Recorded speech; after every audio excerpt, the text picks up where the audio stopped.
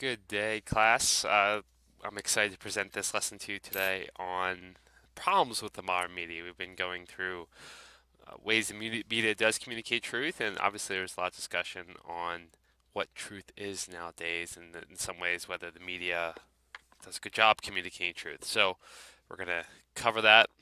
It's definitely a hot topic of the day. So where you're watching this video, I'm going to just be going through the web page below you. You're welcome to go through it on your own, but I would definitely listen to the audio here just so that you have an idea of what I'm talking about when I get to certain bullet points. So first off, I want to talk about journalistic standards. Um, Even though there's a discussion of certain news organizations being quote unquote fake, um, it's important to realize that most mainstream news organizations, including ones that have a huge bias, uh, agree to certain journalistic standards. And these include various standards in terms of ascertaining what's true or not, checking their sources, and it's important to know that while they may be accurate in what they're reporting, they may not be ethical. So there's a difference between truth and ethics. Um, and I'll go over that in a second. So, if a story leaks, for example, on a, let's say a report comes out about jobs, and it's important to note that most news organizations are going to report that accurately. They're going to have to cite it. They're going to have to identify where it's coming from. If it's a story about a particular investigation, for example, and then the media is breaking the story, in other words, they're telling the public that it's just come out, they're typically going to have that story confirmed by numerous people who have some sort of credibility. They might not necessarily name those people, but they should tell you something about who's confirming it. Someone inside the Justice Department, someone inside um, a congressional staffer, for example. In this era where there's constantly news stories of maybe sexual harassment or corruption, the media can't just report that it happens. They have to be able to at least point back to certain people that confirm the story. They don't have to name those sources, but they should be able to produce some sort of identifiers. Um, they also, most media organizations also try to do their best to minimize errors. That's why they have numerous sources and they have to go through an editorial process. So even on cable news, and you're going to hear me go into cable news a little bit later in the lesson, uh, there's still an editorial board that decides what gets in, what gets out, and they're typically abiding by some sort of journalistic standard that shows that, hey, we can at least prove that this story has some sort of truth to it. Uh, there might be errors, but a good journalistic practice would be to correct those errors. Um, However, it's important to note that modern media can be very hypocritical and unethical. Take a look at this code of ethics. I'll just pull it up real quick. You'll see that there's numerous codes of ethics. So, for example, the Washington Post has the idea where they don't have their journalists include a conflict of interest. So no one's paying for them to come and report on a product, for example.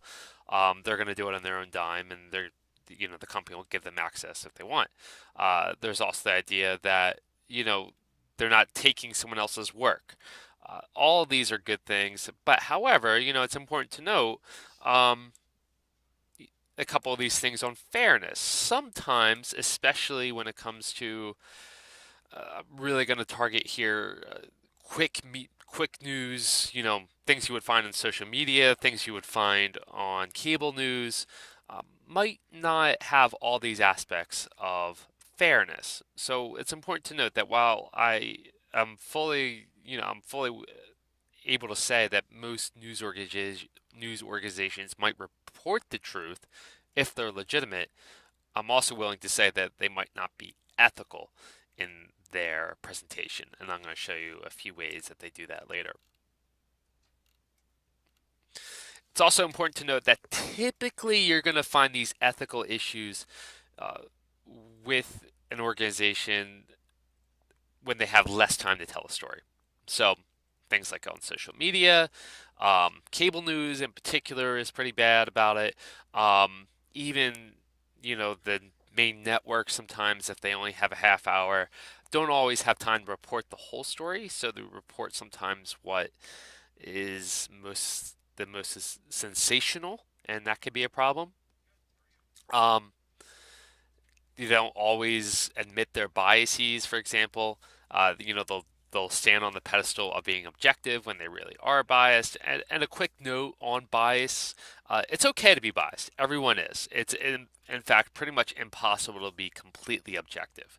The question is someone acknowledging the fact whether they're biased or not, or are they taking on this idea of they're being objective? And I think that's the problem that most people have with cable news, for example, is that they think that, well, we're biased, we tell the truth, we tell all sides, and the reality is you don't. Just admit that you don't, and it'll be a little bit easier to process, right? Um, but typically, long form news stories a little bit better. And I've said this before: newspapers are good, podcasts are great too. They don't always have the best journalistic standards in terms of uh, reporting, but the more time you have to discuss an issue, the more the facts are going to come out. And like I said, though, however, in this day and age, social media and cable news, uh, stories may be accurate, but not always ethical. So let's talk about social media real quick. Social media, in and of itself, is not a news source. It is a news platform. So it's typically a house of media in some ways, and media use social media to connect with their audiences for better or for worse. So they certainly can reach more people, but in the same breath, there's other problems that come in. So the first problem that we need to dive into with social media is the idea of confirmation bias. Based on the coding and the metrics um, and the algorithms, you have to remember that social media wants to keep you on it as long as possible. The more time you stay on it, the more likely you're to collect on advertisements, which leads to more revenue. The more, in some ways, they have you addicted, the more that you feel like you need them, and the more then they therefore can sell their platform to others as a good way for advertising or a good way to get your message out. It makes them more important, actually. So it's important to note that the more time you spend on social media, in many ways, the more valuable they become, and thus more revenue. One way they do this is through confirmation bias. So confirmation bias is the idea of um, it's essentially only digesting what you want to hear and what you want to fear. Does that make sense? So if you're afraid of something, social media may present something to you that constantly shows that you have a legitimate right to be afraid of it, and vice versa. If you're um, excited about something, social media may present something to you consistently to give you reasons why you should be excited about it. These are how cookies work on the internet, for example, and it's kind of cool because you get to see what you want to see. But in terms of digesting information, it's actually really bad for you because you're not necessarily getting all sides. I talked about this in class a couple weeks ago, but um, it's a problem. I'm going to show you one way that this worked out. So you might remember Cecil the lion from a couple years ago. Cecil the lion was this protected lion in an animal reserve in Africa, and he was killed by a big game hunter who was taken through illegally protected lands to shoot and hunt big game. Now, the um, I'm not going to get into the ethics of uh, hunting or the ethics of big game hunting. I think that's something you should research on your own, and there's actually quite a bit um, of good information out there. Uh, but let's get into confirmation bias. So media outlets obviously they want to be on Facebook. That's how they get people to their site, and if they get people to their site, it means more money for them, right?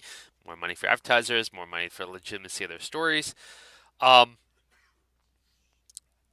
Seesaw line is a great example of confirmation bias because people obviously have their own agenda when it comes to hunting animals or not hunting animals, or hunting lion or not hunting lion.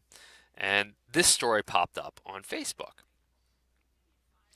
Um, it ended up being that 3.5 million news stories were produced, and that's because the news themselves wanted to get in on this trending article or this trending story. Many of these articles did not have those journalistic standards of being fair, for example. However, you may have seen headlines at the time, especially if you're on Facebook or even Twitter, that grabbed your attention one way or the other. Maybe something like Minnesota man kills beloved lion, Minnesota man kills um, protected lion. And these might have um, come up on someone's feed based on your bias, and that bias can be determined by the numerous clicks you made in the past, whether it was on animal rights, if you clicked on cute puppies, for example.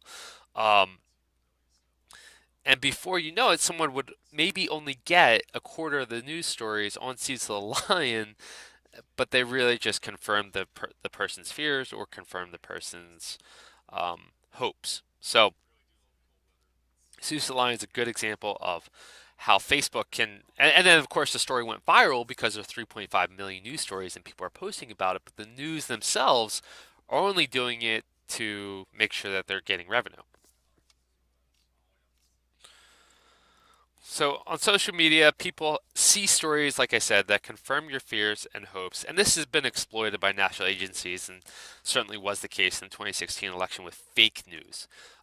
So, for example, one big fake news story out there was that, uh, Hillary Clinton had someone killed in the pizza shop, or I'm sorry, there was a child um, prostitute ring operating out of a pizza shop out of D.C. and it was connected to Hillary Clinton. That was fake news. But because of confirmation bias, people click on these stories, they think they're true, they share them. Next thing you know, it's trending. So let's watch this brief clip on how to spot fake news. And social media, like I said, is a huge proponent of this.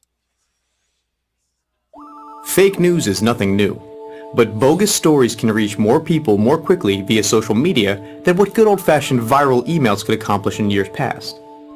A lot of these viral claims aren't news at all, but fiction, satire, and efforts to fool readers into thinking they're for real. Here are some strategies to shield yourself from fake news. Are you familiar with the source? Is it legitimate? Has it been reliable in the past? If not, you may not want to trust it.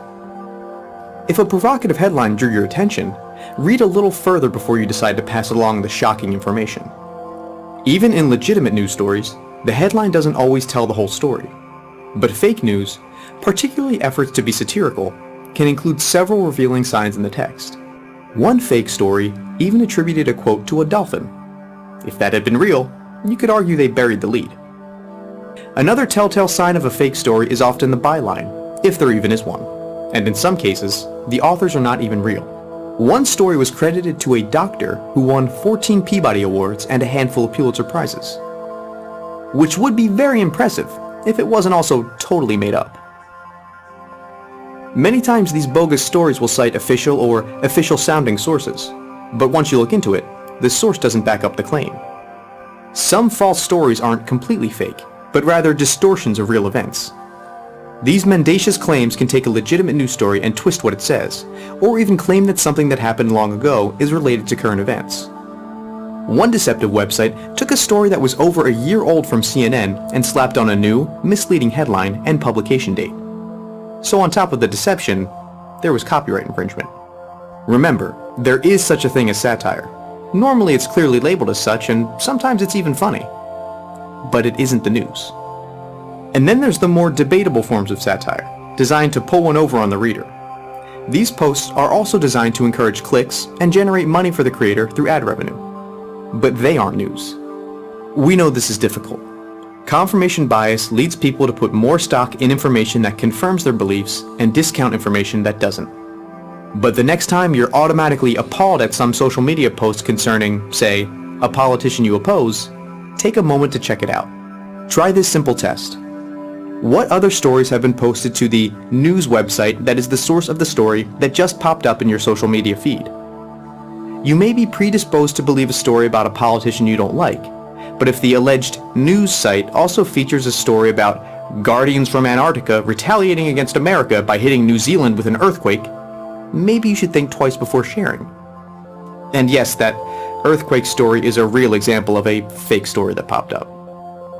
We know you're busy, and some of this debunking takes time, but fact-checkers get paid to do this kind of work. Between factcheck.org, Snopes.com, the Washington Post Fact Checker, and PolitiFact.com, it's likely at least one has already fact-checked the latest viral claim to pop up in your social media newsfeed. And remember, newsreaders themselves remain the first line of defense against fake news. To see more, go to factcheck.org.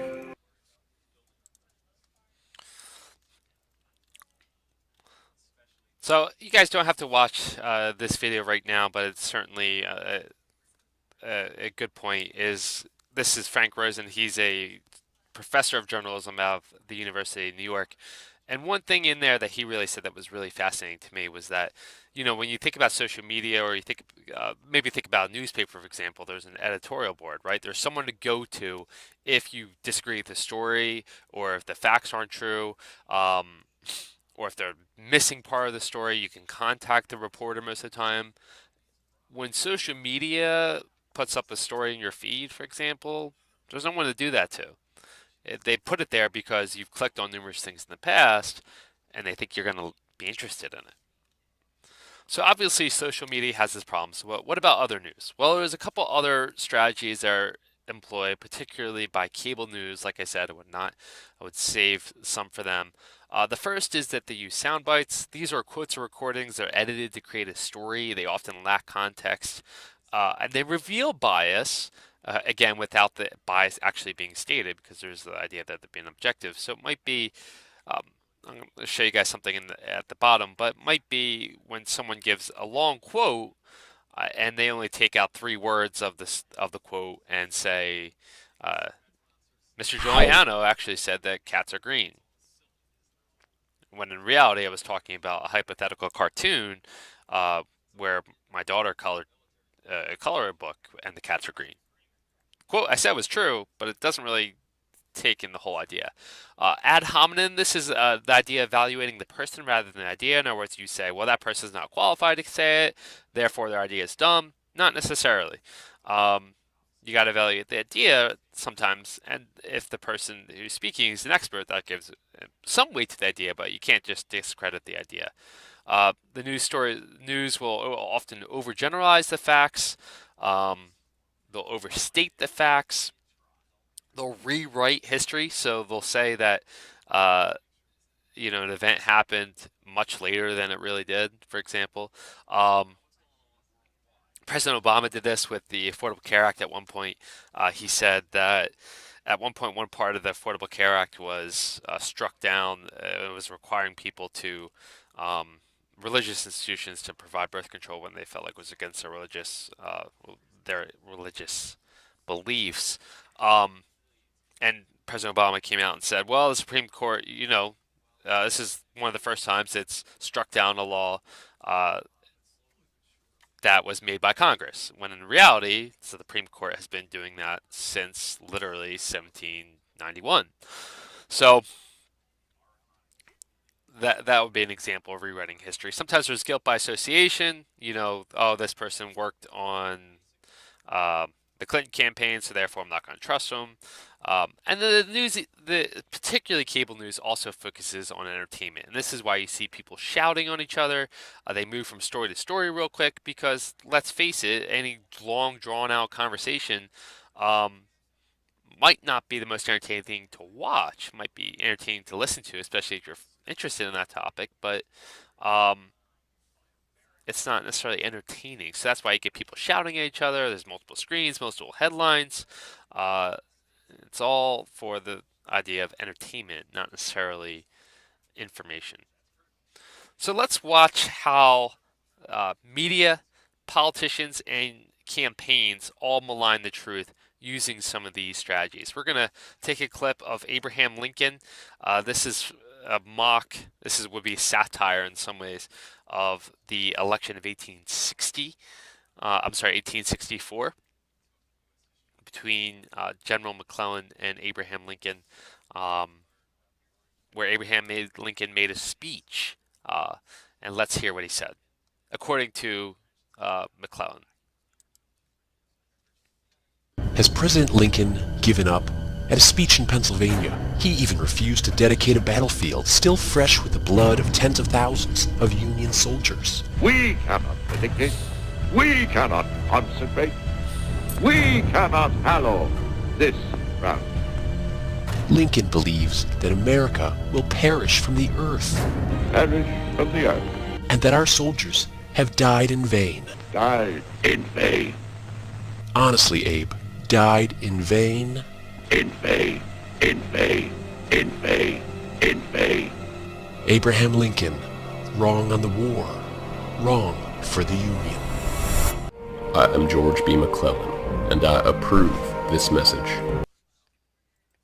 So that is often what you'll see. Sometimes a quick 1 minute story, maybe in an election season, but you also see, cable news do this. They'll present a quick, 20-second clips perhaps of someone speaking, and then interview that person in that 20 seconds and not give into context what was going on. So let's get into what Lincoln really said during that campaign. And think about it. What were your first impressions about Lincoln? He said soldiers died in vain. We can't do anything to hollow this ground. Refuse to dedicate it. Did he really say that? Well, let's find out.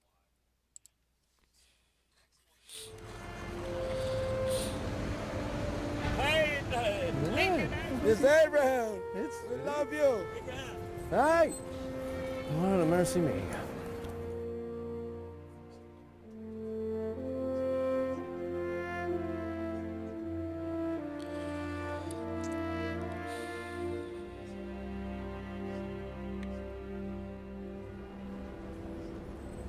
Fourscore and 7 years ago, our fathers brought forth on this continent a new nation, conceived in liberty and dedicated to the proposition that all men are created equal. We are now engaged in a great civil war, testing whether that nation or any nation so conceived and so dedicated can long endure. We are met on a great battlefield of that war. We have come to dedicate a portion of this land to those who gave their lives that that nation might live. It is only altogether fitting and proper for us to do this, but in a greater sense, we cannot dedicate, we cannot consecrate, we cannot hallow this ground. The brave men, living and dead, who struggled here have consecrated it far above our poor attempts to add and detract.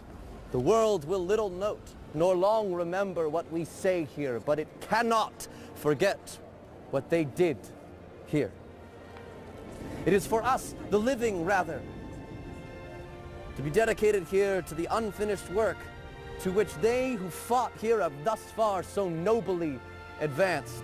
It is rather for us to be here dedicated to the great task remaining before us, that from these honored dead we take increased devotion to that cause for which they gave the last full measure of devotion, that we here do deeply resolve that these dead shall not have died in vain, and that this nation, under God, shall see a new birth of freedom, and this government of the people, by the people, and for the people, shall not perish from the earth.